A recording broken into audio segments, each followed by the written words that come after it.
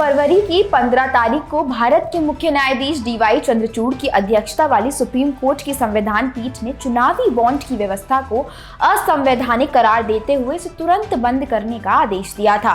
साथ ही अदालत ने चुनाव आयोग और चुनावी बॉन्ड की व्यवस्था के संचालन के लिए नोडल बैंक बनाए गए भारतीय स्टेट बैंक को यह आदेश दिया था कि 6 मार्च 2024 तक बॉन्ड के माध्यम से राजनीतिक दलों को चंदा देने वाले सभी लोगों के नाम सार्वजनिक किए जाएं।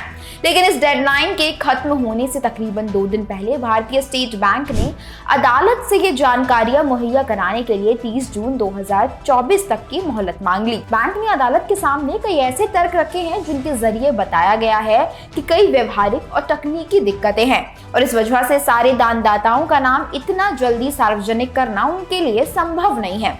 स्टेट बैंक की तरफ से 30 जून तक का समय मांगने को विपक्ष ने सीधा लोकसभा चुनाव से जोड़ा है। विपक्षी नेताओं ने सार्वजनिक तौर पर कहा कि बैंक ने इसलिए अधिक समय मांगा ताकि इस बीच लोकसभा चुनाव संपन्न हो जाएं। इनका आरोप है कि केंद्र की सत्ताधारी भारतीय जनता पार्टी यानी बीजेपी को यह डर लग रहा है कि चुनावी बॉन्ड से संबंधित जानकारियां सार्वजनिक होने से उनके लिए असहज स्थिति पैदा हो सकती है। यह एक चुनावी मुद्दा बन सकता है और इसके लिए जानकारियों को सार्वजनिक करना टाला जा रहा है। कांग्रेस नेता राहुल गांधी ने ट्वीट कर इस मुद्दे पर मोदी सरकार को घेरते हुए कहा है कि नरेंद्र मोदी ने चंदे के धंधे को छिपाने के लिए पूरी ताकत झोंक दी है। जब सुप्रीम कोर्ट ने कहा है कि इलेक्टोरल बॉन्ड का सच जानना देशवासियों का हक है, तब एसबीआई क्यों चाहता है कि चुनाव से पहले ये जानकारी सार्वजनिक ना हो पाए। एक क्लिक पर निकाली जा सकने वाली जानकारी के लिए 30 जून तक का समय मांगना बताता है कि दाल में कुछ काला नहीं है, पूरी दाल ही काली है। देश के हर स्वतंत्र संस्था मोदानी परिवार बनकर उनके भ्रष्टाचार पर पर्दा डालने में लगी है। चुनाव से पहले मोदी के असली चेहरे को छिपाने का यह अंतिम प्रयास है। इस तरह की बातें कुछ और विपक्षी नेताओं ने भी कही। ऐसे में समझना जरूरी है कि आखिर भारतीय स्टेट बैंक ने सुप्रीम कोर्ट के सामने क्या तर्क दे के 6 मार्च 2024 की समय सीमा को तकरीबन 4 महीने बढ़ाकर 30 जून 2024 करने की मांग की है। दरअसल 2019 के लोकसभा चुनाव से पहले ही चुनावी बॉन्ड का मामला सुप्रीम कोर्ट पहुंचा था। तब 12 अप्रैल 2019 को अदालत ने अपने आंतरिक आदेश में सभी राजनीतिक दल को चुनावी बॉन्ड के जरिए मिले दान की जानकारी 30 मई 2019 तक चुनाव आयोग को सौंपने को कहा था। उस वक्त अदालत ने चुनावी बॉन्ड पर रोक लगाने से इनकार कर दिया था। इस बार के आदेश में अदालत ने 12 अप्रैल 2019 को कट ऑफ डेटा माना है और उस दिन से लेकर अंतिम आदेश जारी किए दिन यानी 15 फरवरी 2024 तक जारी किए गए चुनावी बॉन्ड से संबंधित 3 जानकारियां सार्वजनिक करने का आदेश दिया है। पहली जानकारी क्या है कि किस तारीख को बॉन्ड खरीदा गया, दूसरी किसने ये बॉन्ड खरीदा और तीसरी जानकारी ये है कि ये बॉन्ड कितने मूल्य का है। इन जानकारियों को सार्वजनिक करने के लिए अधिक समय मांगते हुए एसबीआई ने बताया कि 12 अप्रैल 2019 से 15 फरवरी 2024 के बीच कुल 22,217 चुनावी बॉन्ड जारी किए हैं।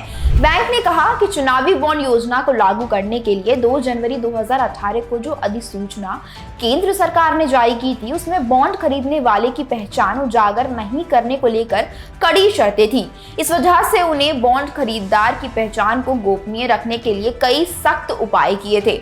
स्टेट बैंक ने कहा कि जिस कोर बैंकिंग सिस्टम में देश का पूरा बैंकिंग तंत्र संचालित होता है उसमें भी चुनावी बॉन्ड से संबंधित सारी जानकारियों की एंट्री नहीं की गई है।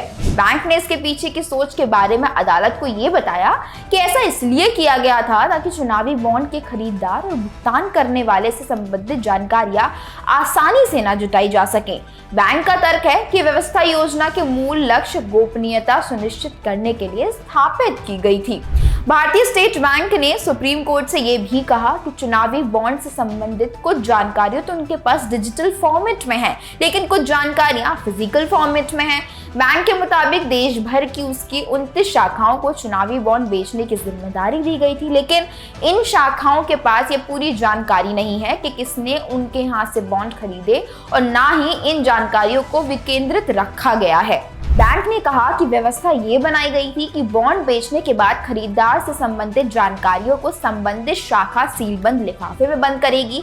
फिर इन लिफाफों को भारतीय स्टेट बैंक की मुंबई स्थित मुख्य शाखा में मांग लिया जाता है। बैंक ने कहा कि यहाँ भी सारी जानकारियां नहीं रखी जाती हैं, यहाँ सिर्फ बॉन्ड खरीदने वाले से संबंधित जानकारियां होती हैं। भारतीय स्टेट बैंक ने अदालत से कहा कि बॉन्ड का भुगतान जो पार्टियां कराती हैं उनसे संबंधित जानकारियों का सेट फिजिकल फॉर्मेट में मुंबई शाखा में अलग रखा जाता है। जिस शाखा के माध्यम से इस बॉन्ड का भुगतान कोई पार्टी कराती है, उस शाखा की जिम्मेदारी होती है कि मूल बॉन्ड और भुगतान रसीद को सीलबंद लिफाफे में वह मुंबई स्थित स्टेट बैंक की मुख्य शाखा में भेजे। इस आधार पर बैंक ने सुप्रीम कोर्ट को कहा कि इन सभी का मिलान करके जानकारियां बैंक की वेबसाइट पर डालना अदालत द्वारा तय की गई 6 मार्च 2022 तक की समय सीमा के अंदर संभव नहीं है। इसलिए बैंक ने शीर्ष अदालत से 30 जून तक की मोहलत मांगी है। हालांकि केंद्र सरकार ने जो चुनावी बॉन्ड योजना तैयार की थी उसमें इस बात का स्पष्ट प्रावधान है कि अगर अदालत या कोई मुकदमा दर्ज होने की स्थिति में कानूनों का क्रियान्वित कराने वाली कोई एजेंसी चुनावी बॉन्ड से संबंधित जानकारी मांगती है तो सिर्फ इन्हीं परिस्थितियों में इससे संबंधित जानकारियों को अदालत या संबंधित एजेंसियों के साथ साझा किया जा सकता है। यानी इस योजना के मूल में ऐसी किसी संभावना के लिए बैंक को तैयार रहने का स्पष्ट प्रावधान है।